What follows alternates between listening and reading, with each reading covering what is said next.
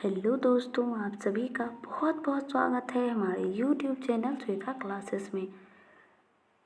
तो दोस्तों, हम लोगों ने फर्स्ट और सेकेंड लेसन का अध्ययन कर लिया था और आज हम लोग थर्ड लेसन का अध्ययन शुरू करेंगे, जिसका नाम है बल तथा गति के नियम, force and law of motion.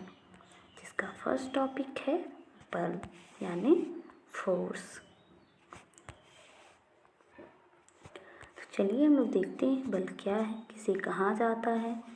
तो वह भौतिक कारण जो किसी वस्तु पर कार्य कर उसकी विराम की अवस्था अथवा सरल रेखा में एक समान गति की अवस्था में परिवर्तन लाता है अथवा लाने की चेष्टा करता है।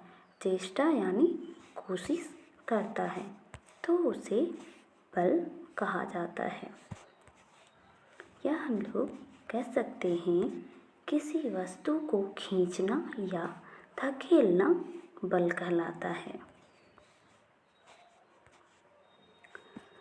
जब हम लोग किसी वस्तु को एक जगह से दूसरी जगह लेकर जाते हैं तो उसमें बल की ज़रूरत होती है। इसलिए कहा गया है कि किसी वस्तु को खींचना या धकेलना बल कहलाता है। बल या बलों का समूह किसी वस्तु पर लगकर 3 कार्य कर सकता है। देखते हैं हम लोग कौन कौन सा। फर्स्ट है, बल या बलों का समूह किसी वस्तु की चाल में परिवर्तन ला सकता है।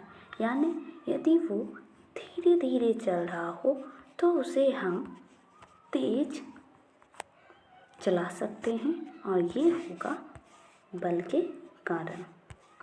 सेकंड है, बल या बलों का समूह किसी वस्तु की गति की दिशा में परिवर्तन ला सकता है। यानी हम बल के द्वारा किसी भी वस्तु की दिशा भी बदल सकते हैं। नेक्स्ट है, बलों का समूह किसी वस्तु की आकृति बदल सकता है। यानी यदि कोई वस्तु गोल है, गोलाकार की, तो उसे हम लोग बल के द्वारा चौड़ा या फिर लंबा भी कर सकते हैं। नेक्स्ट टॉपिक है संतुलित बल यानी बैलेंस्ड फोर्स। किसी वस्तु पर एक साथ कार्य कर रहे बलों का परिणामी बल यदि शून्य हो तो उसे संतुलित बल कहते हैं। या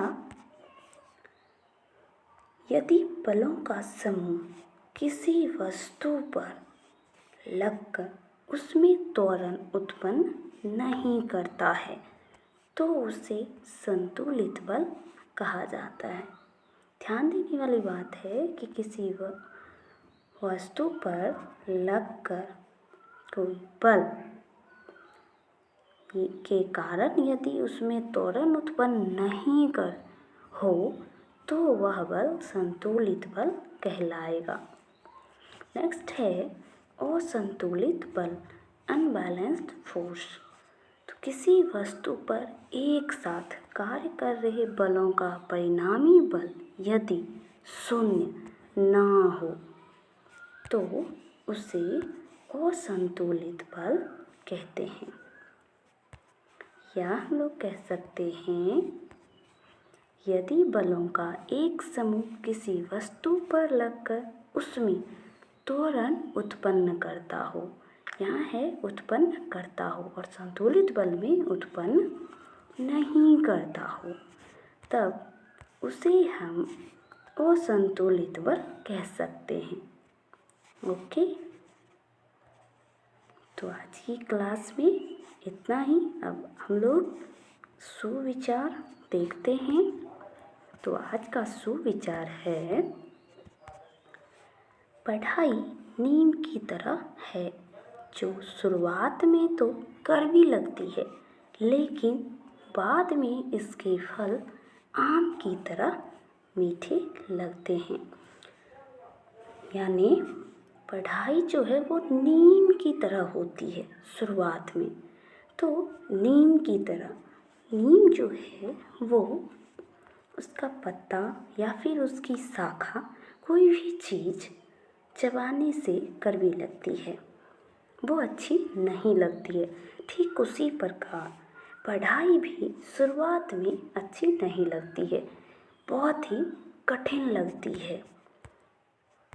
और जब हम लोग पढ़ाई करके कुछ प्राप्त कर लेते हैं, कुछ बन जाते हैं, तब वो हमें आम की तरह, आम के फल की तरह मीठी लगने लगती है।